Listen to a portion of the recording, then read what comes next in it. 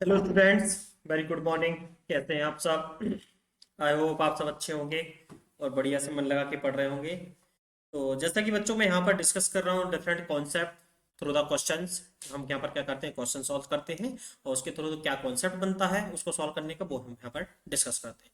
So welcome to the academy, let's crack it, India's largest learning platform, and I am Krishnapal Singh, an educator for GATE and DSE. I have more than 4 years teaching experience in the GATE and DSE. I've also qualified GATE 4 times, and I have also qualified various PSUs exams like BARC, NTPC, UPRB, UNL, MPP, GCL, and I worked as a freelancer faculty in the various reputed institutes across the India, and I mentored more than 10,000 students during these four teaching years. And I worked as a freelancer faculty in the various reputed institute as well in various universities also. And currently I am working with Unacademy. So dear students, download the Unacademy Learning app from the Google Play Store at free of cost. क्योंकि Unacademy Learning app पर आपको मिलता है special class. Unacademy Learning app पर आपको मिलता है special class बिल्कुल फ्री ऑफ कॉस्ट।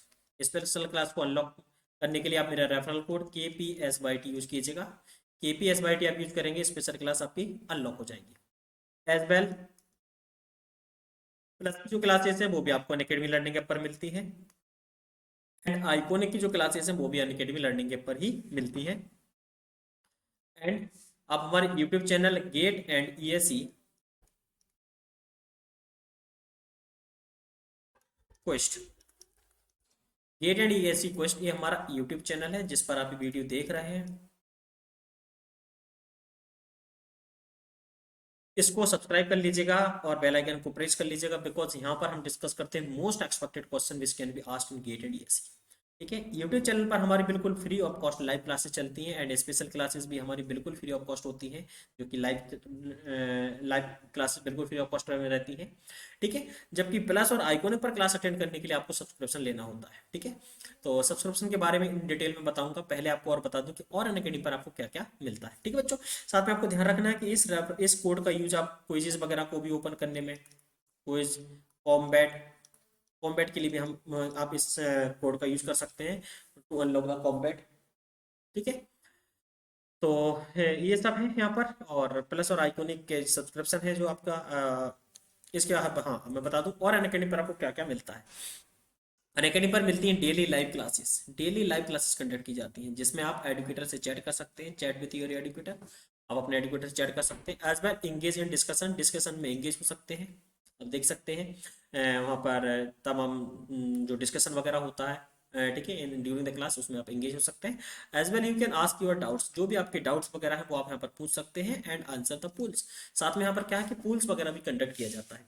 जब पूल्स कंडक्ट किया जाता है तो इसमें आपको with in the given time answer करना होता है। जब आप with in the given time answer करते हैं तो इससे आपको आपकी स्पीड और एक्यूरेसी के बारे में पता चलता है, तो वो सब चीज़ आपको यहाँ पर मिलती है during the live classes.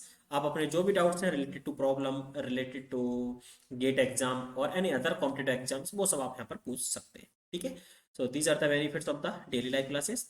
And live test and quizzes अगर हम अनअकैडमी पर देखेंगे तो रेगुलर बेसिस पर mock test and quizzes conduct किए जाते हैं। रेगुलर बेसिस पर mock test and quizzes conduct किए जाते हैं जिससे आप अपनी प्रिपरेशन को एवेल्यूट कर सकते हैं। आप देख सकते हैं यहाँ पर अनअकैडमी पर क्या है कि क्विजेस वगैरह कंडक्ट की जाती है। इसमें क्विजेस में ऐसे कि 10 क्वेश्चंस होते हैं, पर्टिकुलर कोई टॉपिक कंप्लीट हुआ और उसके हम क्या करेंगे, क्वेश्चंस यहाँ पर देते हैं। ठीक है, उसको आपको विद इन द 30 मिनट आपको सॉल्व करना होता है। जब विद इन द 30 मिनट आप सॉल्व करते हैं तो आप देखते हैं यहाँ पर विद इन द 30 मिनट जब सॉल्व करते हैं तो इससे आपको आपकी स्पीड और एक्यूरेसी के बारे में पता चलता है कि भाई with in the given time आप सॉल्व कर पा रहे हैं कि नहीं कर पा रहे हैं। एज वेल जब क्विज आप कंप्लीट होती है तो आपको यहाँ पर आपकी रैंक रैंक मिलती है, आपने कितने मार्क्स स्कोर किए ये भी मिलता है कि कितने मार्क्स आपके आए हैं, कितने क्वेश्चंस आपने अटेम्प्ट किए थे, कितने क्वेश्चन आपके रॉन्ग है, कितने राइट है। वही get the detail analysis on your performance, आपको आपके परफॉर्मेंस पर डिटेल एनालिसिस मिलता है जिसमें आप अपना जो है कि परफॉर्मेंस आप चेक कर सकते हैं। आप देख सकते हैं कि अभी आप कहाँ स्टैंड कर रहे हैं, कितना और अभी आपको इंप्रूव करने की जरूरत है। स्ट्रक्चर्ड कोर्सेज में अगर आप देखेंगे तो अनअकैडमी पर 30+ कॉम्पिटेटिव एग्जाम्स की यहाँ पर प्रिपरेशन कराई जाती है, और सभी एग्जाम्स का फुली कवर्ड सिलेबस आपको मिलता है यहाँ पर इन अ वेरी सिस्टमेटिक वे। ठीक है, these all courses are structured in a line with your exam syllabus to help you the best prepare for it, जिससे आप किसी भी कॉम्पिटेटिव एग्जाम्स के लिए अच्छे से अच्छे तैयार कर सकें। ठीक है, फुली कवर्ड सिलेबस आपको यहाँ पर मिलता है। 6 to 12 का एकेडमिक भी यहाँ पर कंप्लीट करवाया जाता है। ठीक है, तो शिक्षा का 12th का एकेडमिक भी आप यहाँ पर उसके लिए भी सब्सक्रिप्शन ले सकते हैं। अनलिमिटेड एक्सेस वंस अगर आप सब्सक्रिप्शन लेते हैं तो कितने भी लाइव और रिकॉर्डेड वीडियो आप देख सकते हैं according to your comfort on your device. ठीक है, तो these are the features available on Unacademy as well. India's top most educator, India की टॉप मोस्ट फैकल्टी से आपको यहाँ पर सीखने का मौका मिलता है। ठीक है, लाइक इलेक्ट्रिकल इंजीनियरिंग के लिए बीबी रेड्डी सर, और नेटवर्क संजय राठी सर। ठीक है, सिविल इंजीनियरिंग के लिए अगर आप देखें तो कृष्ण कुमार सर। तो इस प्रकार से अगर आप देखें तो इंडिया टॉप मोस्ट फैकल्टी से, इंडिया टॉप मोस्ट एजुकेटर से आपको सीखने का मौका मिलता है from the different streams. Mechanical के लिए अगर हम बात करते हैं Devendra Negi sir, who got AIR 1 twice. ठीक है, मीनू गुप्ता में फॉर द प्रोडक्शन, एंड बीबी रेड्डी जैसा मैंने बताया इलेक्ट्रिकल के। तो यहाँ पर अगर आप देखेंगे इंडिया टॉप मोस्ट एजुकेटर से आपको सीखने का मौका मिलता है from the different streams as well. GATE and DSC में अगर हम बात करते हैं तो डिफरेंट ब्रांचेस में अगर आप देखें तो नंबर ऑफ द कोर्सेज यहाँ पर रन किए जा रहा है। लाइक मैकेनिकल में 24 कोर्सेज, CSIT में 10 कोर्सेज, सिविल इंजीनियरिंग में आपका 7 courses, number of the courses यहाँ पर रन किए जा रहे हैं। So according to your comfort जो भी कोर्स आपको सुटेबल लगता है आप यहाँ पर ज्वाइन कर सकते हैं। ठीक है, अकॉर्डिंग टू योर कंफर्ट, तो यहाँ पर जो भी कोर्स आपको सुटेबल लगता है आप ज्वाइन कर सकते हैं। इसके बाद बात करते हैं बेटा सब्सक्रिप्शन के बारे में। यस, तो अनअकैडमी पर अगर आप देखें तो 2 टाइप के सब्सक्रिप्शन अवेलेबल हैं। 2 टाइप के सब्सक्रिप्शन अवेलेबल है, प्लस एंड आइकॉनिक। तो जैसे ही आप क्या करेंगे गूगल प्ले स्टोर से अनअकैडमी लर्निंग ऐप डाउनलोड करेंगे, तो अनअकैडमी लर्निंग ऐप डाउनलोड करने के बाद उसमें मोबाइल नंबर और मेल आईडी से रजिस्टर्ड करेंगे। रजिस्टर्ड करने के बाद आप देखेंगे कि आपको इस प्रकार के और अपना कोल सेलेक्ट करेंगे, GATE and DSC, GATE and DSC goal select करेंगे तो इस प्रकार के 2 सब्सक्रिप्शन प्लान आएंगे, plus and iconic. Plus is the basic plan to get you started. ये जो प्लान है आपका जस्ट स्टार्टिंग के लिए इज बेस्ट। जस्ट आप स्टार्टिंग करना चाहते हैं, सेकंड ईयर वगैरह में है तो यहाँ से स्टार्टिंग के लिए बेस्ट है। आइकॉनिक अगर आप देखेंगे, अगर आप गेट एंड डीएससी की प्रिपरेशन को नेक्स्ट लेवल तक ले जाना चाहते हैं with the personal coach, then iconic is best. ठीक है, तो प्लस पर आपको मिलते हैं इंडिया बेस्ट एजुकेटर, इंडिया की सबसे अच्छी फैकल्टी आपको यहाँ पर मिलती है। इंटरेक्टिव लाइव क्लासेस, डेली यहाँ पर लाइव क्लासेस कंडक्ट की जाती है ना, वेरी इंटरेक्टिव वे में। स्ट्रक्चर्ड कोर्सेज अगर आप अनअकैडमी पर देखेंगे तो सभी कोर्सेज बहुत ही ज़्यादा स्ट्रक्चर्ड वे में रहते हैं। एंड आफ्टर द क्लास आप यहाँ से PDF भी डाउनलोड कर सकते हैं। ठीक है, आफ्टर द क्लास PDF भी डाउनलोड कर सकते हैं। लाइव टेस्ट एंड कोचेस अगर अनअकैडमी पर देखेंगे तो यहाँ पर लाइव टेस्ट और कोचेस वगैरह भी कंडक्ट की जाती है। तो these are the features available on the plus and iconic पर अगर बात करते हैं तो ये सभी के सभी फीचर्स सेम अवेलेबल है आइकॉनिक पर। कुछ एक्स्ट्रा फीचर्स अनअकैडमी ने ऐड किए like personal coach. Personal coach में यहाँ पर क्या है कि आपको इंडिविजुअली कोच असिस्ट किए जाते हैं जो कि आपको पर्सनली गाइड करते हैं, इंडिविजुअली गाइड करते हैं। आप देखते हैं कि किस तरह से आपको प्रॉपर वे में गाइड करना है। पर्सनलाइज टेस्ट एनालिसिस, यहाँ पर अगर हम देखें तो all doubt clearing session conduct की जाते हैं, डाउट क्लियरिंग सेशन कंडक्ट किए जाते हैं जिसमें आप अपने डाउट्स वगैरह पूछ सकते हैं, एग्जाम को लेकर के स्ट्रेटजी बना सकते हैं, किस तरह से एग्जाम को अटेम्प्ट करना है। ठीक है, नंबर ऑफ क्वेश्चन आपके कई बार क्या होते हैं गलती, मतलब रॉन्ग आंसर बहुत ज़्यादा हो जाते हैं, रॉन्ग अटेम्प्ट बहुत ज़्यादा हो जाते हैं, इससे आपका नेगेटिव मार्किंग बहुत ज़्यादा हो जाता है। तो ये सब डिस्कस आप यहाँ पर कर सकते हैं। प्रिपरेटरी स्टडी मटेरियल में आपको मिलता है यहाँ पर सभी सब्जेक्ट के notes as well practice set से भी अवेलेबल कराए जाते हैं जिससे आप नंबर ऑफ क्वेश्चन यहाँ पर प्रैक्टिस कर सकें सभी सब्जेक्ट्स के। ठीक है, तो ये डिफरेंट फीचर्स अवेलेबल है on iconic and plus and iconic पर ये सभी फीचर्स अवेलेबल हैं। तो अकॉर्डिंग टू योर कंफर्ट जो भी आपको प्लान सूट करता है प्लस और आइकॉनिक आप यहाँ पर ज्वाइन कर सकते हैं। अब बात करते हैं प्लस पर डिफरेंट पैकेजेस की। तो प्लस पर आपको मिलता है 1 month to 24 month different packages available है। Like this package is very helpful for the second year students. जो students are in second year उनके लिए प्लान बेस्ट है क्योंकि यहाँ से आपको क्या सफिशिएंट टाइम मिल जाता है प्रिपेयर तक गेट एग्जाम। जो सेकंड ईयर से ही गेट डीएससी को टारगेट कर रहे हैं उनके लिए प्लान बेस्ट है। नेक्स्ट अगर हम देखेंगे तो 18 month program, this program is best for the third year students and this one for the pass. तो यहाँ पर बेटा क्या है आपको सफिशिएंट टाइम मिल जाता है। वंस अगर आप टाइम मिल जाते हो तो सबसे अच्छी फैकल्टी से आप यहाँ पर पढ़ सकते हैं और इस टाइम ड्यूरेशन में आप क्या कर सकते हैं अच्छे से क्वेश्चन प्रैक्टिस कर सकते हैं। तो आपके लिए ये चीज़ यहाँ पर मौका मिलता है। एज बेटा मैं आपको बता दूं कि गेट 2022 एंड 23 के लिए अनअकैडमी ने यहाँ पर क्या है बैच स्टार्ट कर दी 11 जनवरी से। 11 जनवरी एक 28 दिसंबर से भी हुआ है, ये बैच स्टार्ट हो चुके हैं। ये दोनों यहाँ से बैच स्टार्ट हो चुके हैं जिसमें इसके लिए आपको क्या करना होगा प्लस और आइकॉन को सब्सक्राइब करना होगा। इसके लिए मेरा रेफरल कोड यूज कीजिएगा जल्द से जल्द और यहाँ पर 10% डिस्काउंट पाइएगा। आफ्टर डिस्काउंट आपको ये अमाउंट पे करना होगा। आफ्टर डिस्काउंट आपको ये अमाउंट पे करना होगा, ठीक है। और साथ में अगर आप देखें नो कॉस्ट ईएमआई भी अवेलेबल है on 6 month and above plans पर, 6 मंथ और अबव प्लान्स पर आप क्या ईएमआई में भी पे कर सकते हैं, ठीक है। साथ में बच्चों आपको एक और बता दूं कि ये जो सब्सक्रिप्शन ये जो रेफरल कोड है, इस रेफरल कोड को आप कोई भी सब्सक्रिप्शन लेने के लिए अनअकैडमी पर कोई भी सब्सक्रिप्शन लेने के लिए यूज कर सकते हैं, उसमें आपको 10% डिस्काउंट मिलेगा, ठीक है। अब बात करते हैं आइकॉनिक पर। तो आइकॉनिक पर अगर आप देखते हैं तो दो ही पैकेज अवेलेबल है यहाँ पर, 12 मंथ और 24 मंथ। 12 मंथ पैकेज में आपको मिलता है यहाँ पर 50 एज का चार्ज है 50,250 और 74,000। यहाँ पर भी मेरा रेफरल कोड यूज कीजिएगा, 10% डिस्काउंट पाएगा। आफ्टर डिस्काउंट आपको ये अमाउंट यहाँ पर पे करना, ये अमाउंट आप यहाँ पर पे करते हैं, ठीक है। तो इस तरह से आप क्या कर सकते हैं, ये डिफरेंट प्लान्स हैं अनअकैडमी पर जो अवेलेबल है, तो इनके बारे में मैंने आपको यहाँ पर बताया है। अब इसके बाद स्टार्ट करेंगे,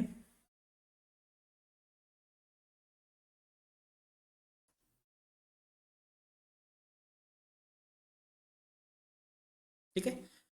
तो इन द प्रीवियस लेक्चर मैंने कुछ यहाँ पर डिफरेंट कॉन्सेप्ट यहाँ पर डिस्कस किए थे, एज वेल बहुत सारे क्वेश्चन भी यहाँ पर डिस्कस किए थे। एक और क्वेश्चन है हमारा क्वेश्चन नंबर 8, 7 क्वेश्चन मैं in the previous lecture complete कर चुका हूँ। तो जो बच्चे इस लेक्चर को पहली बार देख रहे हैं वो प्रीवियस लेक्चर से एक बार देख लें उसको, वहाँ से क्वेश्चन काफी कवर हो चुके हैं। तो बेटा देखिएगा, जैसे कि यहाँ पर दे रखा है maximize Z, maximize Z equal to क्या 5x1 + 8x2, maximize Z equal to 5x1 + 8x2 subject to 3x1 + 5x2 equal to 80 और 5x1 + 3x2 इक्वल टू 40। तो बेटा यहाँ पर क्या है, दोनों कंस्टेंट्स आपको इक्वलिटी में दे रखे हैं, इक्वलिटी कंस्टेंट दे रखे हैं, इक्वलिटी कंस्टेंट दे रखे हैं, तो इसके लिए भी बनाते हैं भाई, तरीका तो वही है।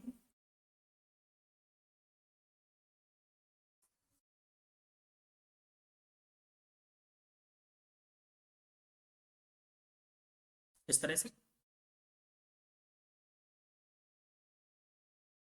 ये हमारा हो जाएगा x1 and this is x2, 3x1 + 5x2, तो 3x1 कितना हो जाएगा 6, 6 और x2 कितना हो जाएगा 3.6, ओके, 0 और 3.6 और 6 और 0, ठीक है। तो यहाँ से हमारी एक लाइन ड्रॉ होगी, एक कंस्टेंट हमारा बनेगा,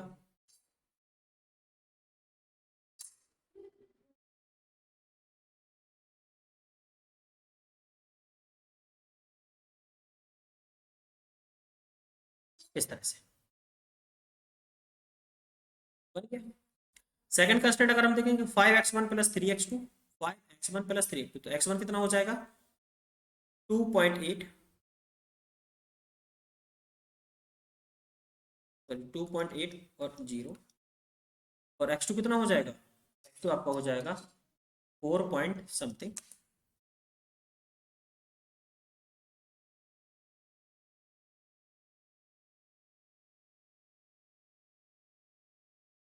इस तरह से। तो दोनों लाइन हमारी यहाँ पर इंटरेक्शन कर दी, इनका कोई भी कॉमन फिजिकल रीजन नहीं होगा, बिकॉज यहाँ पर इक्वलिटी वाला साइन है, इक्वलिटी है तो यहाँ पर कोई कॉमन फिजिकल रीजन नहीं होगा। और जहां पर ये पॉइंट है अब देखेंगे दोनों इंटरसेक्ट करती है, यही पॉइंट क्या कर रहा है, दोनों को सेटिस्फाई कर रहा है। तो दोनों को सेटिस्फाई कर रहा है तो यही पॉइंट हमारा क्या होगा, कॉमन पॉइंट होगा जो दोनों कंस्टेंट को सेटिस्फाई कर रहा है, तो यहीं पर हम ऑब्जेक्टिव फंक्शन की वैल्यू निकालेंगे, ठीक है। तो ऑब्जेक्टिव फंक्शन की वैल्यू जब हम निकालेंगे यहाँ पर, तो निकालते हैं पहले यहाँ पर इंटरसेक्शन देखते हैं कितना हो रहा है। 3x1 है तो 5 से मल्टीप्लाई कर लेता हूँ, 15x1 + 25x2 इक्वल टू 90, और यहाँ पर हो जाएगा 15x1 + 9x2 इक्वल टू 40, 3 से होता है तो कैंसिल आउट हो गया। यहाँ पर अगर हम करेंगे तो कितना निकलेगा 25 - 9, 16x2 इक्वल टू 8, 4 से हो जाएगा 5, x2 आपका आ गया, x2 अगर 3 आ गया तो x1 कितना आ जाएगा, x2 अगर 3 हो गया तो 3 3 से 9 और 9 14 - 9 5, तो ये जाएगा। तो जेड हम निकाल लेंगे, वहां पर जेड हमारा वैल्यू निकलेगा कितना 5x1 + 8x2, 5 + 24 तो 29 आ गया। और अगर हमारा 29 आंसर आ गया है तो 29 एक यूनिक आंसर है कि नहीं, तो क्या हो जाएगा ये ऑप्शन हो जाएगा। वैसे तो हम यहाँ पर जैसे इंटरसेक्टर हो रहा है, एक ही पॉइंट हमारा इंटरसेक्ट कर रहा है, दोनों को कमिट कर रहा है, तो यहाँ पर यूनिक सॉल्यूशन हो जाएगा। यूनिक सॉल्यूशन अगर हम निकालने के लिए बोला है तो क्या है 29। यूनिक सॉल्यूशन अगर आपको निकालने के लिए बोला है तो क्या है 29। तो इस तरह से आप निकाल लेंगे। क्लियर बच्चों? तो यहाँ से हम क्या कर सकते हैं, जेड इस तरह से कुछ निकाल सकते हैं। तो ये हमारा करेक्ट आंसर।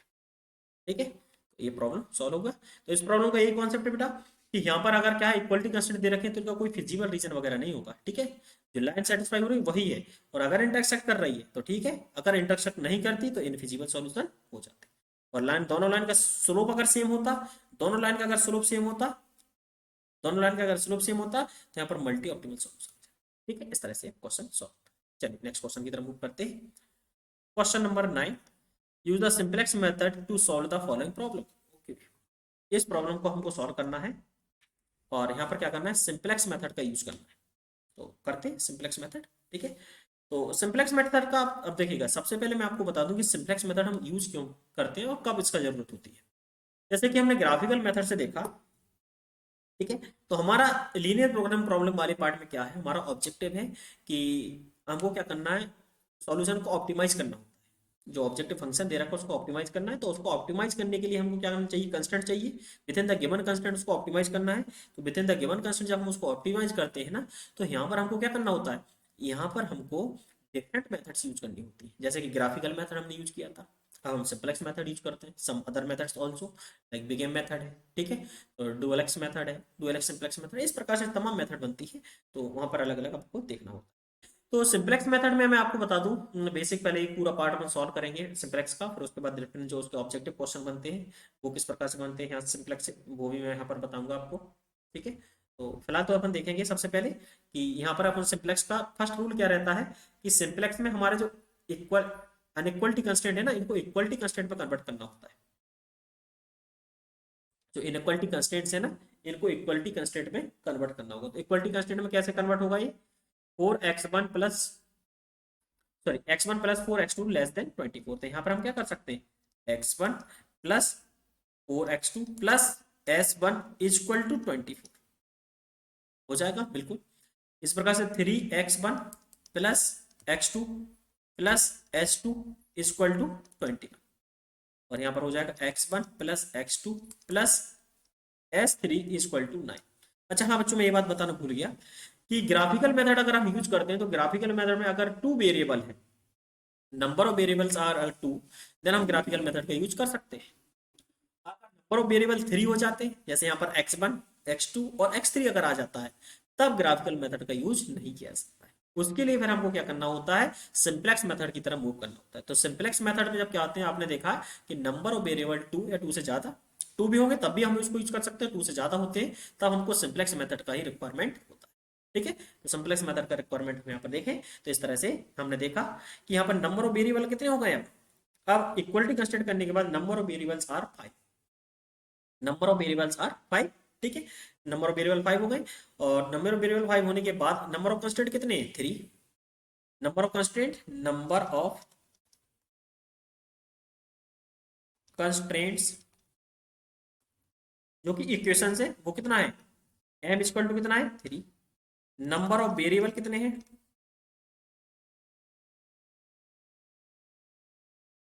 n वो कितने हैं 5। तो बेटा आपको क्या करना होता है, n माइनस m जो कंडीशन रहती है, m-n जो हमारे क्या होते हैं, नॉन बेसिक वेरिएबल होते हैं। m-n जो टर्म होंगे वो हमारे होंगे नॉन बेसिक वेरिएबल।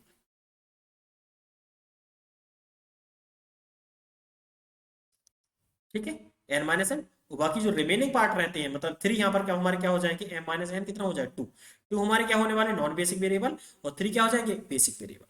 तो हम क्या करते हैं, ओरिजिन से स्टार्ट करते हैं, स्टार्ट इन सिंपलेक्स मेथड में हम क्या करते हैं, ओरिजिन से स्टार्ट करते हैं, स्टार्ट फ्रॉम ओरिजिन। ओरिजिन से स्टार्ट करेंगे बेटा, तो x1 हमारा क्या हो जाएगा 0, और x2 हमारा क्या हो जाएगा 0। जो नॉन बेसिक वेरिएबल होते हैं उनको हमको क्या करना होता है, इक्वल टू 0 पुट करना होता है। नॉन बेसिक वेरिएबल कितने, 2, x1 एंड x2, तो उनको मैंने क्या किया, ओरिजिन से स्टार्ट कर रहा है तो उनको इक्वल टू 0 पुट कर दिया। अगर x1 और x2 आपका 0 निकला है तो s1 कितना निकला, इनकी वैल्यू अगर मैं पुट करता हूँ तो s1 आपका हो जाएगा 24, s2 आपका हो जाएगा 21, एंड S3 आपका हो जाएगा 9, आपका हो जाएगा 9। इस प्रकार इनको हम बोलते हैं initial feasible solution. Initial feasible solution, initial feasible solution क्या निकला, x1 0, x2 0, s1 24, s2 21 और s3 9। ठीक है, अब यहां से हमको ऑब्जेक्टिव फंक्शन निकालना। ऑब्जेक्टिव फंक्शन ओरिजिन पर क्या होगा, 0। अब क्या करते हैं, ओरिजिन से ऑब्जेक्टिव फंक्शन यहाँ पर हुआ 0। अब देखते हैं यहाँ से कि ओरिजिन से क्या करते हैं हम सॉल्यूशन में इंप्रूव कर सकते हैं या नहीं कर सकते हैं, या फिर हमको ऑप्टिमलिटी टेस्ट यहाँ पर करना होता है। ऑप्टिमलिटी टेस्ट करेंगे और ऑप्टिमलिटी टेस्ट में हम देखेंगे कि क्या ऑब्जेक्टिव फंक्शन में इंप्रूव पॉसिबल है या नहीं है। बच्चा, तो हम इसका ऑप्टिमलिटी टेस्ट करेंगे। हम यहाँ पर देखेंगे optimality test, optimality test. Optimality test करने के लिए हमको क्या करना होता है, यहाँ पर कुछ टर्म है जैसे कि ई आई बेसिस और x1 x2 s1 s2 s3 और bi यहाँ पर लिखने होते हैं। जैसे कि अगर हम देखें बेसिस वेरिएबल कौन कौन से हमारे, ये तीनों हमारे बेसिस वेरिएबल, तो बेसिस वेरिएबल लिख लेंगे यहाँ पर s1 s2 and s3। Okay, इनके यहाँ पर लगते हैं हम प्रॉफिट कोफिशिएंट। प्रॉफिट कोफिशिएंट मतलब इनका ऑब्जेक्टिव फंक्शन में कंट्रीब्यूशन। तो बेटा यहाँ पर ऑब्जेक्टिव फंक्शन में हम करेंगे तो 0 s1 0 s2 एंड 0 s3, यही रहेगा बिल्कुल। तो बेटा यहाँ पर हमको क्या करना होगा, इनका प्रॉफिट कोफिशिएंट x1 कितना है हमारा यहाँ पर, अब देखिए x1 क्या है, ये जो है ना x1 मतलब फर्स्ट कंस्टेंट में x1 का कोफिशिएंट, x2 का कोफिशिएंट, s1 का कोफिशिएंट, इसका कोफिशिएंट। तो x1 कितना हो जाएगा, x1 का कोफिशिएंट हमारा 1 4 1 0 0 और bi फर्स्ट क्या रिसोर्स वैल्यू क्या है 24। इस प्रकार से सेकंड कंस्टेंट में अगर हम देखेंगे 3 1 1 0 1 0 20। ठीक है, इसी प्रकार से हम देखेंगे थर्ड वाला क्या है 1 1 0 0 1। इस तरह से हम क्या करते हैं, टेबल टाइप का बना लेते हैं। फिर इसके बाद बेटा हमको क्या करना होता है, यहाँ पर सीजे वैल्यू रखनी होती है। सीजे प्रॉफिट कोफिशिएंट, x1 का प्रॉफिट कोफिशिएंट कितना है, x1 का प्रॉफिट कोफिशिएंट है 2 5 0 0 0। ठीक है, ये सीजे हो गया। सीजे के बाद हमको क्या करना होता है बेटा, यहाँ पर जेड जे रो निकालनी होती है। जेड जीरो क्या होता है, it is a summation of multiple of profit coefficient and technological coefficient. A I J ये टेक्नोलॉजिकल कोफिशिएंट होते हैं, ए आई जे ये सब वैल्यू। ठीक है, तो यहाँ पर हमको ये निकालना है। तो अब जीरो को मल्टीप्लाई करेंगे 1 में, 0 0 0 और तीनों का सम कर देंगे तो कितना हो जाएगा 0। इस प्रकार से निकालेंगे तो ये 0 0 0 0।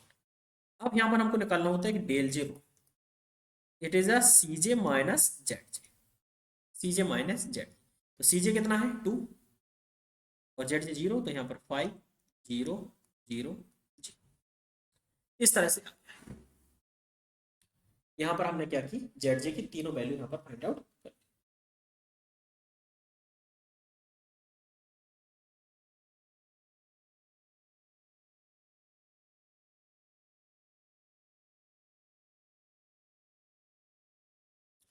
अब देखिए बेटा, अब हम जेड जे रो में देखेंगे, सॉरी डेल जे रो, डेल जे रो में देखेंगे। इस डेल जे रो को बोला जाता है नेट एवोल्यूशन, नेट एवोल्यूशन रो। ये रो हमको क्या बताती है, ये रो बताती है कि ऑब्जेक्टिव फंक्शन में क्या अभी भी इंप्रूव किया जा सकता है या नहीं। ये जो मैक्सिमम प्रॉफिट है हमारा, जो ऑप्टिमम आंसर है, क्या वो ऑप्टिमम है या नहीं है। तो ये एक्चुअल में क्या रिप्रेजेंट करता है, ये रिप्रेजेंट करता है कि x1 की अगर मैं एक यूनिट है, x1 की अगर मैं एक यूनिट क्या करता हूँ ऑब्जेक्टिव फंक्शन में लाता हूँ, तो अभी भी ऑब्जेक्टिव फंक्शन क्या हो जाएगा 2 का इंप्रूव हो जाएगा। अगर 1 यूनिट लाऊंगा तो अभी भी इसमें +2 होने वाला है। और x2 की अगर मैं एक यूनिट ले जाऊंगा तो ऑब्जेक्टिव फंक्शन कितना इंप्रूव हो जाएगा 5 से। S1 की अगर मैं S1 की अगर एक यूनिट ले जाता हूं तो जीरो से, S2 की एक यूनिट जीरो से, S3 की एक यूनिट जीरो से। मतलब बेटा क्या है, ये बताते हैं नेट अपॉर्चुनिटी रो। नेट अपॉर्चुनिटी रो भी बोला जाता है। ये अपॉर्चुनिटी बताती है कि क्या अभी ऑब्जेक्टिव फंक्शन में अपॉर्चुनिटी है, या ऑब्जेक्टिव फंक्शन में जो सॉल्यूशन है उसको क्या इंप्रूव किया जा सकता है। बिल्कुल ठीक है। तो बेटा अगर प्रॉब्लम मैक्सिमाइजेशन का है, अगर प्रॉब्लम मैक्सिमाइजेशन का है और सभी की सभी वैल्यू यहाँ पर डेल जीरो में क्या हो जाती है, आइदर जीरो और नेगेटिव। अगर प्रॉब्लम आपका मैक्सिमाइजेशन का है और सभी वैल्यू यहाँ पर जीरो या नेगेटिव हो जाती है, तो हम बोलेंगे कि ऑब्जेक्टिव फंक्शन ऑप्टिमल है। क्योंकि नेगेटिव वैल्यू जाएगी तो प्रॉफिट को क्या करेगी, जो ऑब्जेक्टिव फंक्शन को क्या करेगी, कम करेगी। ठीक है, उसको और कम करेगी। तो उसको कम करने से अच्छा है कि हम क्या करें, इन्हीं का ही यूज कर लें। ठीक है, तो मतलब है कि ऑब्जेक्टिव फंक्शन को इंप्रूव नहीं किया सकता। लेकिन अगर मैक्सिमाइजेशन का प्रॉब्लम है और अगर एक भी वैल्यू यहाँ पर क्या हो जाती है, पॉजिटिव हो जाती है, एक भी वैल्यू अगर यहाँ पर पॉजिटिव निकल करके आती है, पॉजिटिव है, मतलब अभी भी ऑब्जेक्टिव फंक्शन में इंप्रूव करना पॉसिबल है। ऑब्जेक्टिव फंक्शन को अभी भी इंप्रूव किया जा सकता है। इंप्रूव किया जा सकता है मतलब करंट सॉल्यूशन इज नॉट। ठीक है, मतलब क्या है बेटा, in maximization if all values in del J row are either negative then current solution is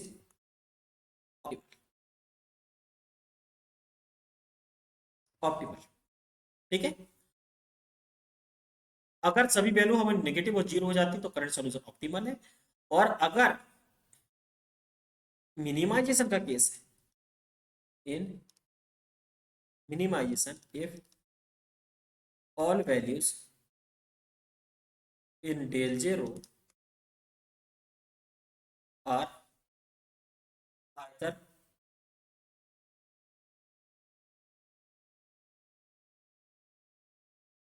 positive और zero,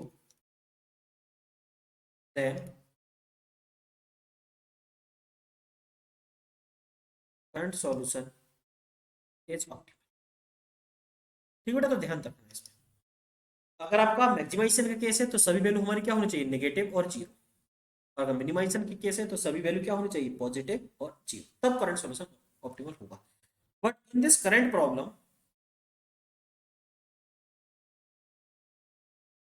in this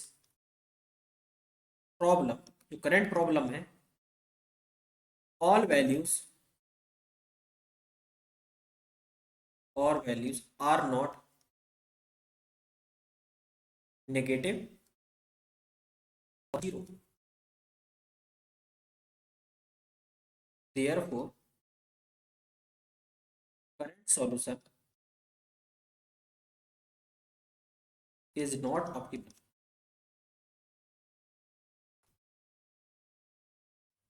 current solution आपका ऑप्टिमल नहीं है क्योंकि यहां पर अभी भी पॉजिटिव वैल्यू प्रेजेंट है। अब बेटा अगर पॉजिटिव वैल्यू प्रेजेंट है तो करंट सॉल्यूशन ऑप्टिमल नहीं है, तो ऑप्टिमल सॉल्यूशन कैसे निकाला जाए। तो इसके लिए हम क्या करते हैं, यहां से हाईएस्ट पॉजिटिव वैल्यू सिलेक्ट करते हैं। डेल जीरो में जो हाईएस्ट पॉजिटिव वैल्यू है उसको हम सिलेक्ट करेंगे। हाईएस्ट पॉजिटिव वैल्यू को सिलेक्ट किया, तो हाईएस्ट पॉजिटिव वैल्यू सिलेक्ट करते हैं बेटा, वो क्या होता है, इनकमिंग वेरिएबल। भाई x1 ही तो आ रहा है करंट सॉल्यूशन में, x1 हमारा करंट सॉल्यूशन में आने वाला है। ठीक है, और यहां पर हमारा एक और निकलता है B I divided by A I G column. B I divided by A I G column, और ए आई जी किसके रहेंगे, जो ये कॉलम हम मार्क करते हैं इसको बोलते हैं की कॉलम। की कॉलम के सभी एलिमेंट्स का हम क्या करेंगे, डिवाइड करेंगे यहाँ पर बी आई में। यहाँ पर करेंगे तो कितना हो जाएगा 6, यहाँ पर करेंगे तो 21, यहाँ पर करेंगे तो बेटा यहाँ पर आपको B I divided by A I जी या थीटा कॉलम भी इसको बोलते हैं, रिप्लेसमेंट कॉलम भी बोलते हैं। इसमें हमको क्या करना होता है, minimum positive value, minimum positive value select करनी होती है, तो वो ये है। ये हो जाती है हमारी क्या, की रो। दिस इज की रो, ये की रो है, और दिस इज की कॉलम। दोनों जहां पर इंटरसेक्ट करते हैं, दोनों जहां पर इंटरसेक्ट करते हैं, वो बन जाता हमारा क्या, की एलिमेंट। ये बन जाता हमारा की एलिमेंट। ठीक है, तो ये की एलिमेंट बन जाएगा। अच्छा, की रो का जो एलिमेंट होता है वो आउटगोइंग वेरिएबल होता है, और की कॉलम का जो वेरिएबल होता है वो इनकमिंग वेरिएबल होता है। मतलब ये बाहर जाएगा और ये अंदर, ठीक है। और साथ में हमारा जो की एलिमेंट है ये होता है की एलिमेंट। की एलिमेंट को हमको क्या करना होता है, यूनिटी बनाना होता है। यूनिटी बनाना होता है मतलब पूरी रो में हम क्या करेंगे, डिवाइडेड बाय 4 कर देंगे। अब हम क्या करेंगे, नई टेबल बनाएंगे।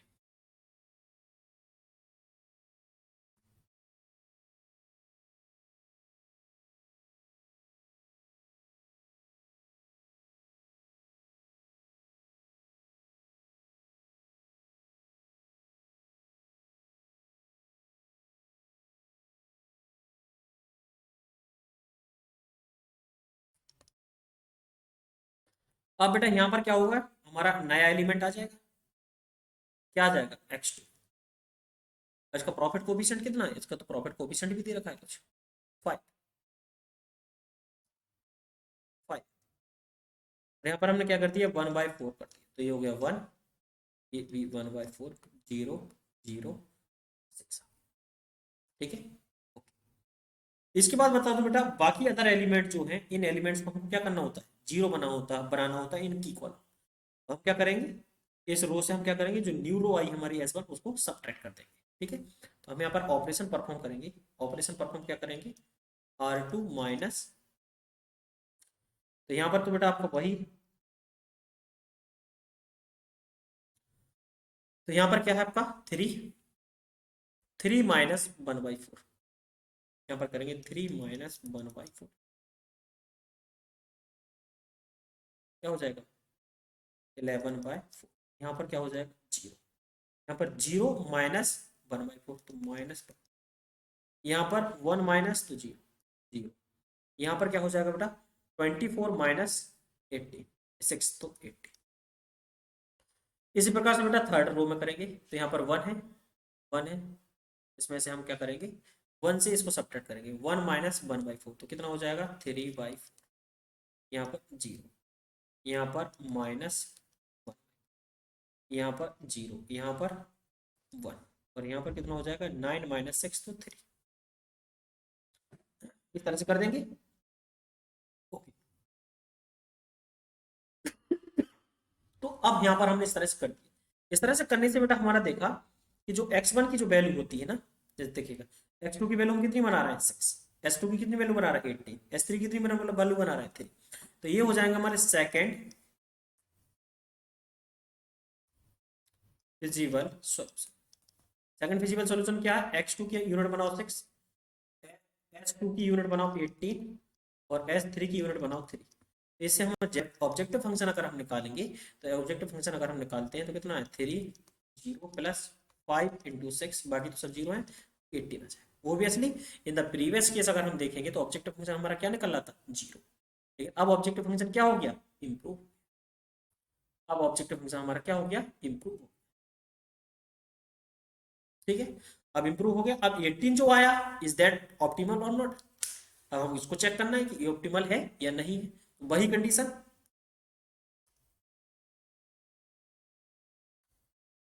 सीजे यहाँ पर कितना हो जाएगा 2 5 0 0, जैसे करेंगे इसका इसमें मल्टीप्लाई करेंगे तो कितना हो जाएगा 5/4, और तो सब जीरो है, इसमें करेंगे तो यहाँ पर करेंगे तो 5/4, और तो सब जीरो। अब यहाँ से निकालेंगे डेल जे, इन दोनों का सब्ट्रैक्शन, 2 माइनस कितना बचा 3/4, यहाँ पर जीरो, यहाँ पर माइनस 5/4, यहाँ पर जीरो, यहाँ पर जीरो। अब डेल जीरो में अगर आप देखेंगे फिर आप हम चेक करेंगे, ये तो वैल्यू हमारी नेगेटिव हो गई, लेकिन ये वैल्यू अभी भी हमारी पॉजिटिव है। ये वैल्यू अभी अभी भी हमारी पॉजिटिव है। अब अभी भी पॉजिटिव मतलब करंट सॉल्यूशन जो 18 है, this is not optimal answer, this is not optimal answer. आपको क्या करना होगा, ऑप्टिमल आंसर निकालना, आपको क्या करना होगा, ऑप्टिमल आंसर निकालना होगा। तो ये फिर से क्या हो जाएगा, की कॉलम हो जाएगा, ये फिर से आपका की कॉलम बन गया। ये इनकमिंग वेरिएबल, आउटगोइंग वेरिएबल कैसे सेलेक्ट करेंगे, theta B I divided by A I J, ये कितना हो जाएगा 6 divided by 1/4 24 18 divided by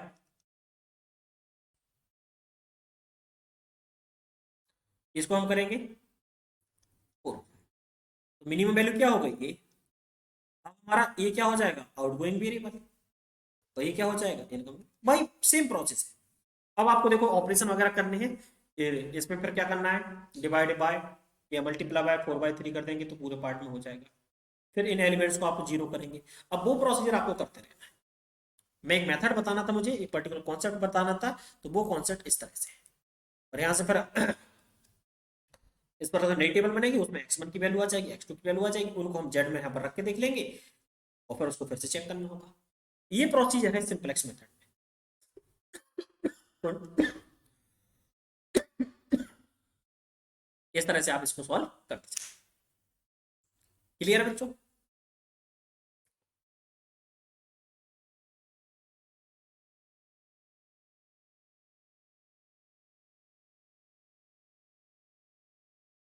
okay move to the next problem अब हम देखेंगे क्वेश्चन नंबर 10 इस तरह से solve the LPP by simplex method दे रखा है एबव प्रॉब्लम है अब यहाँ पर सिंपलेक्स में यूनिक सॉल्यूशन कब होगा मल्टी ऑप्टिमल सॉल्यूशन कब होगा अनबाउंडेड सॉल्यूशन कब होगा डिजनरेट सॉल्यूशन कब होगा वो मैं यहाँ पर बताऊँ ठीक है तो यहाँ पर हम देखेंगे इन एलपीपी में bye means of the simplex simplex से हम कैसे पहचानेंगे कि क्या आंसर यहाँ पर होने वाला है ठीक है तो वही करते तो जेड तो हमारा वही हो जाएगा 2x1 प्लस x2 और अब यहाँ पर क्या हो जाएगा 4x1 plus 3x2 plus h1 equal to 12 यहाँ पर हो जाएगा 4x1 plus x2 plus h2 equal to 8 4x1 minus x2 plus h3 equal to 8 equality constant मैंने कन्वर्ट कर लिया इनको करने के बाद हम यहाँ पर क्या करेंगे नॉन बेसिक वेरिएबल जेड निकालेंगे तो जेड क्या होगा हमारा यहाँ पर जीरो और x1 और इक्वल टू क्या zero x2 equal to zero यहाँ पर s1 कितना निकल आएगा 12 h2 8 h3 ठीक है इस प्रॉब्लम को सॉल्व करते हैं वही टेबल बनाना होगा हमें भाई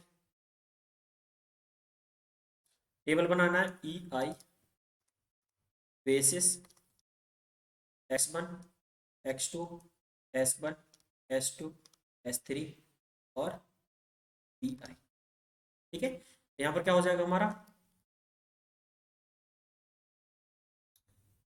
s1 s2 s3 zero zero यहाँ पर क्या हो जाएगा 4 3 1 4 3 1 0 0 और कितना हो गया 12 यहाँ पर कितना होगा 4 1 0 1 0 4 -1 0 0 1 हो गया अब यहाँ पर हम सेलेक्ट करेंगे क्या सीजे क्या हो जाएगा x1 का सीजे कितना है 2 1 0 0 यहाँ पर हम देखेंगे जेड जी बताया था इनका मल्टीपल और उसका समीशन तो 0 0 0 0 0 यहाँ पर देखेंगे डेल जे इन दोनों का डिफरेंस तो कितना हो जाएगा 2 1 0 0 0 करंट सॉल्यूशन तो हमारा ऑप्टिमल नहीं है क्योंकि मैक्सिमाइजेशन का शायद प्रॉब्लम है यस मैक्सिमाइजेशन का प्रॉब्लम है और अभी भी डेल जे में पॉजिटिव वैल्यू प्रेजेंट है तो हाईएस्ट पॉजिटिव वैल्यू हम सेलेक्ट कर लेंगे कर लिया हमने हाईएस्ट पॉजिटिव वैल्यू सेलेक्ट और यहाँ पर हम क्या करेंगे एक बीटा कॉलम बनेगा तो कितना हो जाएगा 3 यहाँ पर 2 और यहाँ पर अब अगर हम देखेंगे यहाँ पर मिनिमम पॉजिटिव वैल्यू हमारी कैसी हो गई इक्वल मिनिमम पॉजिटिव वैल्यू हमारी क्या हो गई इक्वल यानी there is a tie in the leaving variable there is a tie in the leaving variable leaving variable में क्या है टाई इन लिविंग वेरिएबल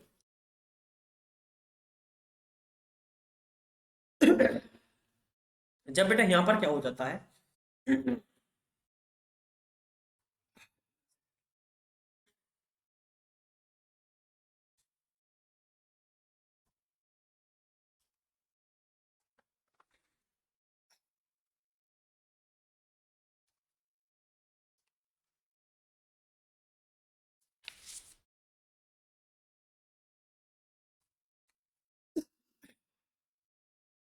ठीक है बच्चों। तो यहाँ पर हम देखेंगे, यहाँ पर कंडीशन सिंप्लेक्स थे, हम यहाँ पर कंडीशन बनाना देख रहे हैं कि जब यहाँ पर बेटा क्या हो जाता है, टाई हो जाता है इन द लिविंग वेरिएबल, तो उसको हम क्या बोलते हैं, उसको बोलेंगे, ये चार ऑप्शन है, उसको बोलते हैं हम degenerate solution. When there is the leaving variable, तो इसका मतलब क्या होता है कि कंस्ट्रेंट्स में कहीं ना कहीं अगर हम देखेंगे तो एक रिडंडेंट कंस्ट्रेंट अवेलेबल है, एक रिडंडेंट कंस्ट्रेंट अवेलेबल है, जो अभी और आगे प्रॉब्लम सॉल्व करेंगे तो अलग हो जाएगा।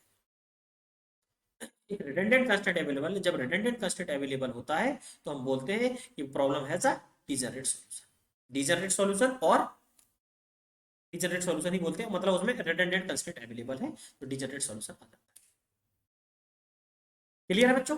तो यहां पर पहले जो कॉन्सेप्ट है सिंप्लेक्स मेथड का, अगर हमारे रिप्लेसमेंट कॉलम में थीटा, थीटा कॉलम या फिर कह सकते हैं B I divided by A I J column में अगर हमारा टाई हो जाता है in the leaving variable, leaving variable में टाई हो जाता है, तो हम कहते हैं कि problem has a unconstrained solution, या कह सकते हैं सॉरी रिडंडेंट सॉल्यूशन, तो उसको बोलेंगे डीजनरेट सॉल्यूशन यहाँ पर बोला जाता है। पहला, ठीक है बच्चों, तो यहाँ पर पहला केस हमारा clear.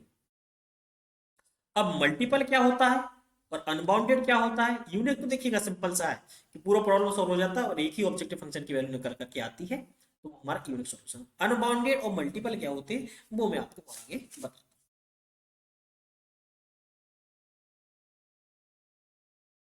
Next problem, solve the LPP by the simplex method. Z दे रखा है यहाँ पर ठीक, यहाँ पर कंडीशन दे रखी, क्या हो जाएगा यहाँ पर 2x1 plus 3x2 plus s1 equal to 8, 3x1 plus 2x2 plus s2 equal to 12,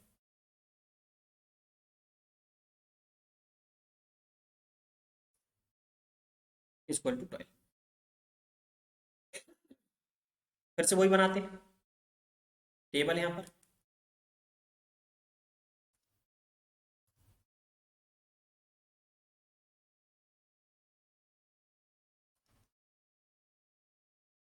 E I basis और x1 x2 s1 s2 और बी आई। बेसिस हमारे यहाँ पर क्या हो जाएंगे, वही s1 and s1 and s2। यहाँ पर 2 3 1 0 और बी आई कितना आया 8, यहाँ पर कितना हो जाएगा 3 2 0 1। ठीक है बच्चा, यहाँ पर हम चेक करेंगे सीजे, सीजे लिखेंगे बेटा, कितना हो जाएगा 4 3 0 0,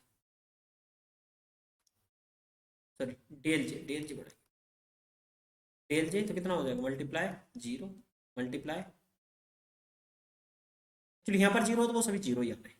अब हम देखेंगे डेल जे क्या होता है, सी जे माइनस जेड जे, कितना हो गया 4 3 0। अब मैक्सिमाइजेशन का केस है, मैक्सिमाइजेशन का केस है तो जेड जो यहाँ पर हमारा 0 निकला तो दिस इज नॉट ऑप्टिमल, अभी भी करंट सॉल्यूशन हमें क्या है, कुछ ना कुछ प्रॉब्लम यहाँ पर अपॉर्चुनिटी अवेलेबल है, तो हम क्या करेंगे, हाईएस्ट पॉजिटिव वैल्यू सिलेक्ट करेंगे, हाईएस्ट पॉजिटिव वैल्यू सिलेक्ट किया, this is the key column, और से हम क्या करेंगे, इसका डिवाइड देंगे यहाँ पर, कितना आ जाएगा 4, और इसका डिवाइड दिया तो 4, फिर वही फिर से क्या हो गया, सेम टाई हो गया इन the leaving variable, leaving variable में अगर टाई हो गया मतलब problem has redundant constraint, redundant constraint है, यह कह सकते हैं कि problem has the degenerate solution. ठीक है, अगर हम चाहे तो इसको क्या कर सकते हैं, by means of the graphical method cross check कर सकते हैं, by means of the graphical method अगर हम करेंगे तो इसको हम क्रॉस चेक भी कर सकते हैं, जैसे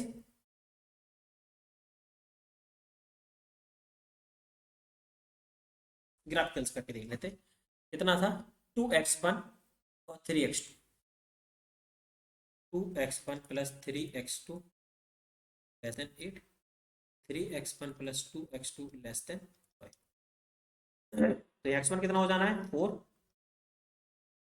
x2 कितना हो जाना है इधर कहीं,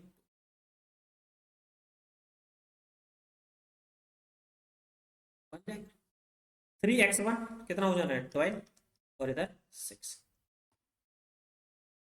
देखिए कॉमन फिजिबल रीजन क्या होगा, यहाँ पर अगर हमने देखा ये रिडंडेंट कैसा है, ये कंस्टेंट कैसा है, रिडंडेंट, रिडंडेंट कंस्टेंट,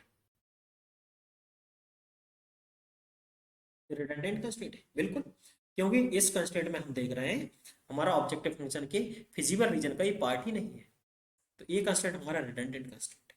ठीक है, तो इस तरह अच्छा अगर एलपीपी वाला पार्ट से हम सॉल्व कर रहे हैं तो रिडंडेंट कंस्टेंट कैसे पहचानते हैं, तो इसके लिए हमको क्या करना होता है, इसकी डुअल वैल्यू निकालनी होती है, इसको डुअलिटी में कन्वर्ट करना होता है। अभी कुछ और प्रॉब्लम आगे आएंगे जब मैं इसको और इक्वल ले लूंगा इस प्रॉब्लम को, तो उसको डुअलिटी में कन्वर्ट करना होता है, और डुअलिटी में कन्वर्ट करेंगे हम ऐसे, ये क्या हो जाएगा हमारा y1 और ये y2। तो आप निकालेंगे कि y2 की वैल्यू जो जेड ऑप्टिमम हो रहा होगा, जहां पर y2 की वैल्यू क्या आ रही होगी, तो जीरो आ रही होगी, जीरो आ रही है मतलब क्या है, ये रिडंडेंट कंस्टेंट है। ठीक है, तो वो अभी जब हम प्रॉब्लम सॉल्व करेंगे डुअलिटी वाला तब देख लेंगे इसको। और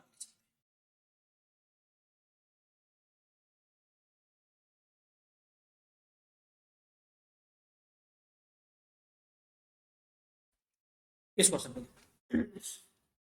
तो यहाँ पर तो वही हो जाएगा हमारा 2x1 plus x2 plus s1 equal to 10, equality में कन्वर्ट कर ही लेंगे। 2x1 plus 5x2 plus s2 equal to 20, और 2x1 plus 3x2 equal to 18।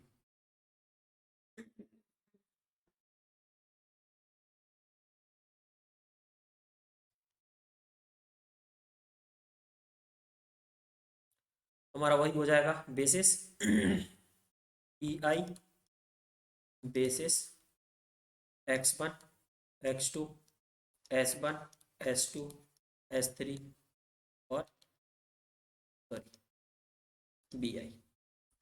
Basis में क्या हो जाएगा हमारा s1 s2 जीरो, यहाँ पर क्या हो जाएगा 2 1 इक्वल टू, अब यहाँ पर देखेंगे 2 5 1 2 5 0 1 0, और यहाँ पर कितना था 20। पर अगर देखेंगे थर्ड वाले में तो 2 3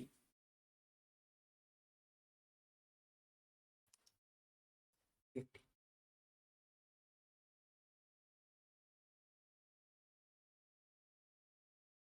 सीजे प्रॉफिट कोफिशिएंट, प्रॉफिट कोफिशिएंट, अच्छा x1 का प्रॉफिट कोफिशिएंट क्या है 4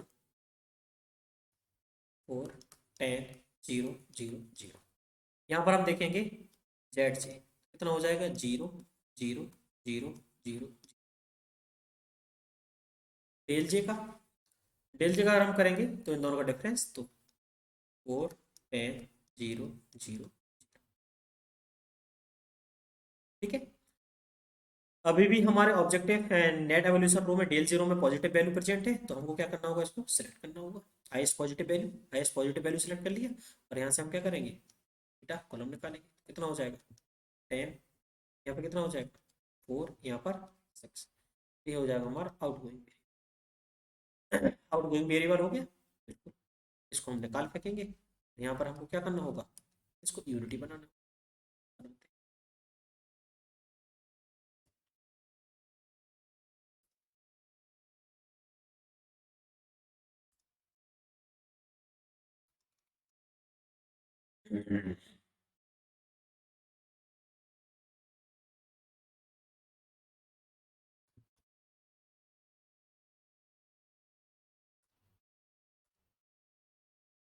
अब देखेंगे यहाँ पर हमारा क्या हो जाएगा, यहाँ पर तो हमारा S1 ही रहेगा, यहाँ पर हो गया x2, यहाँ पर s3, 0, 10। अब इस लाइन में हम क्या करेंगे, डिवाइड बाय 5 कर देंगे। 2/5, 1, 0, 1/5, 0 और 4। अब हम यहाँ पर क्या करेंगे,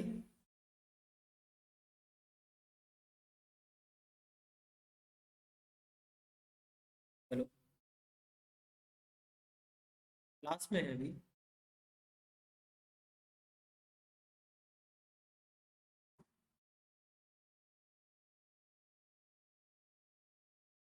ठीक है, तो हम क्या करेंगे, अब इसमें से इसको सब्ट्रैक्ट कर देंगे।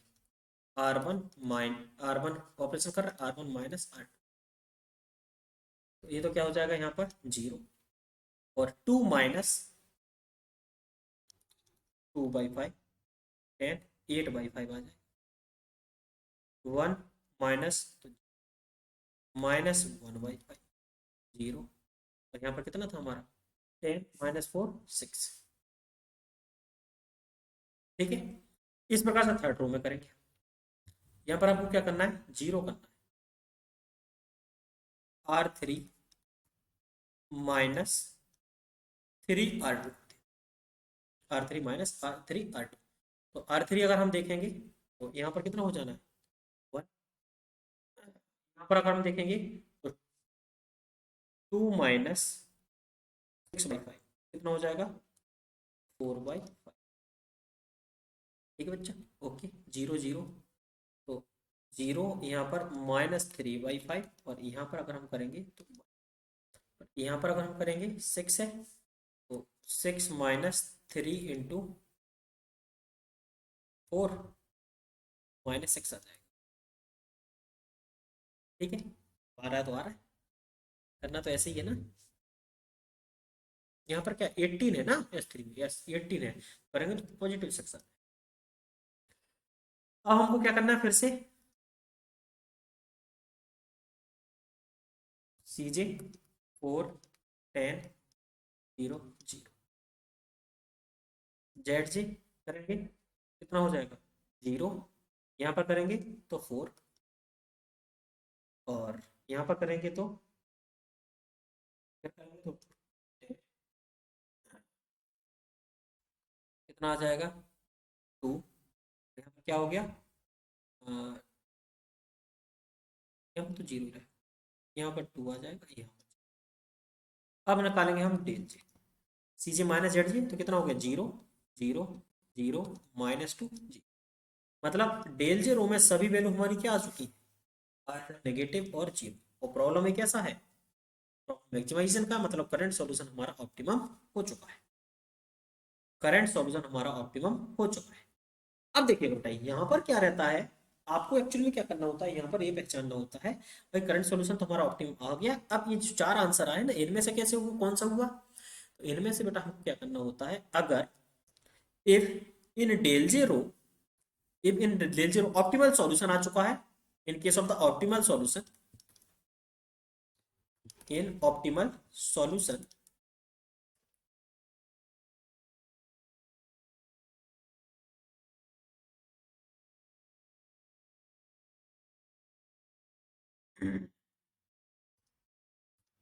if in optimal solution there is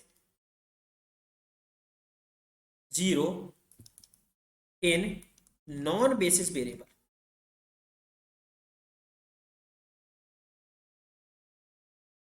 0 of non basis variable in del j row,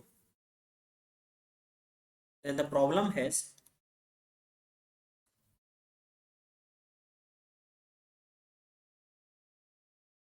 infinite solution या मल्टीपल सॉल्यूशन। मतलब बता क्या हुआ कि अगर डेल जे रो है, अगर डेल जे रो में कोई भी वैल्यू नॉन बेसिस वेरिएबल, ऐसे बेसिस वेरिएबल S1 तो इसकी वैल्यू 0 ही रहेगी, x2 है तो इसकी वैल्यू 0 ही रहेगी, S3 है तो इसकी वैल्यू 0 रहेगी। लेकिन अगर एक नॉन बेसिस वेरिएबल जैसे कि x1 x1 हमारा क्या है, नॉन बेसिस वेरिएबल, और इसकी वैल्यू अगर 0% है डेल जीरो में in the optimal solution, then the problem has multiple और infinite, then the problem has multi optimal solution और इनफाइनाइट सॉल्यूशन। क्लियर है बच्चों?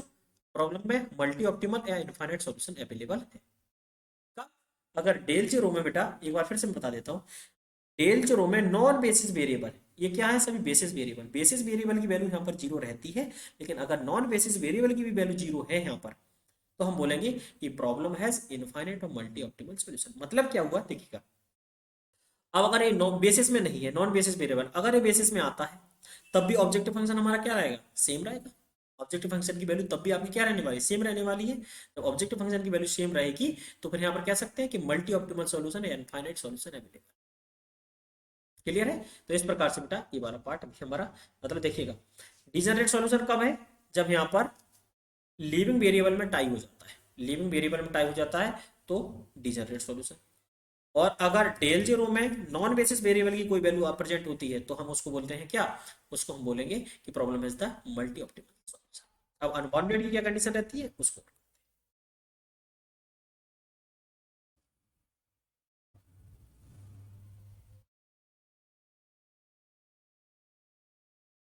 इस क्वेश्चन को सॉल्व करते हैं। तो यहाँ पर क्या हो जाएगा, x1 minus x2 plus s1 equal to 10, और 2x1 plus s2 equal to 1।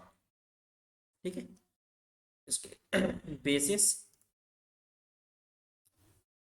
अच्छा ई आई basis x1 x2 s1 s2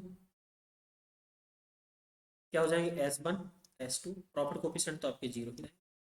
यहाँ पर अगर हम देखते हैं 1 -1 1 0 0 1 1 नहीं 2 है शायद, यस 2 0 1, यहाँ पर वैल्यू कितनी है, 10 हो जाएगी, और यहाँ पर वैल्यू 40। ठीक है वही। अब बेटा हम क्या करेंगे, इसको सीजे लेंगे। तो सीजे कितना दे रखा है हमको, 2 और 1, 2 1, इन दोनों की तो 0 0, यहाँ पर as well Z J, Z J निकालेंगे तो 0 0 0, यहाँ पर डेल जे अगर हम निकालते हैं तो डेल जे क्या हो जाएगा, सी जे माइनस जेड जे, तो 1, सॉरी 2 हो जाएगा, 2 -0 1 -0। अब हमने देखा डेल जे में मैक्सिमाइजेशन का केस है, मैक्सिमाइजेशन का केस है, अभी भी पॉजिटिव वैल्यू प्रेजेंट है, current solution is not optimal, हम इसको सेलेक्ट, इसको सेलेक्ट कर लिया। यहाँ से हम थीटा कॉलम, थीटा कॉलम कितना निकलेगा, यहाँ से थीटा कॉलम निकलेगा 10 और 40 डिवाइडेड बाय 0। अरे अरे, यहाँ पर 2, यहाँ पर, यहाँ पर कितना हो जाएगा 20। तो this is the minimum value, minimum positive value, तो सिलेक्ट करेंगे, सिलेक्ट करेंगे तो ये हमारा की एलिमेंट हो जाएगा, की एलिमेंट है ऑलरेडी यूनिटी, ये लिविंग वेरिएबल हो जाएगा। एक और स्टेप हमको आगे जाना पड़ेगा।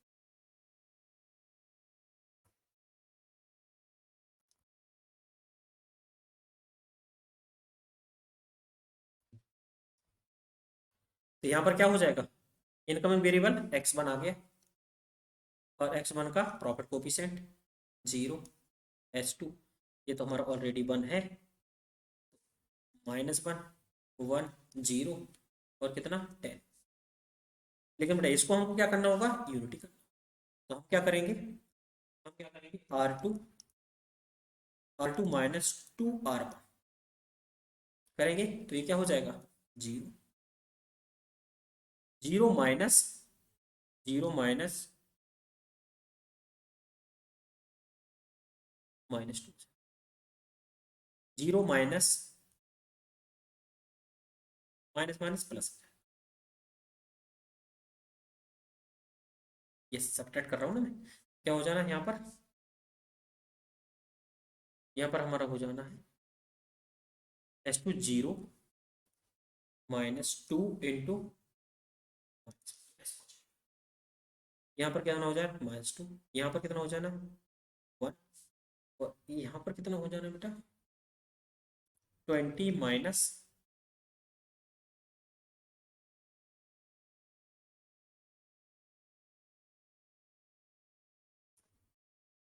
एक मिनट।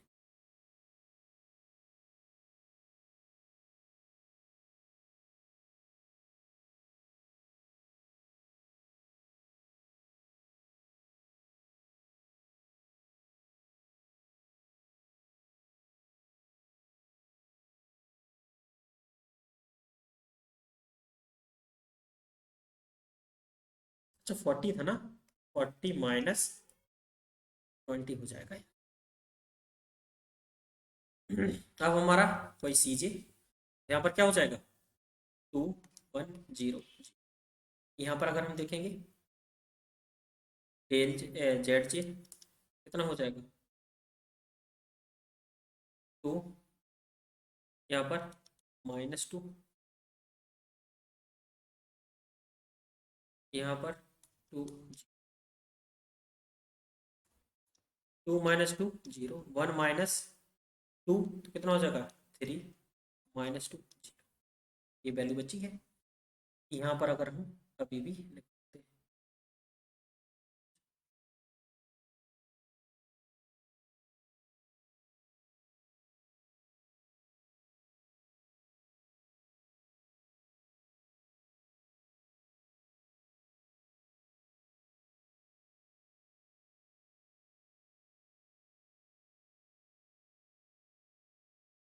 ठीक है, थीटा कॉलम क्या हो जाएगा, 10 डिवाइड बाय -1 तो -10, यहाँ पर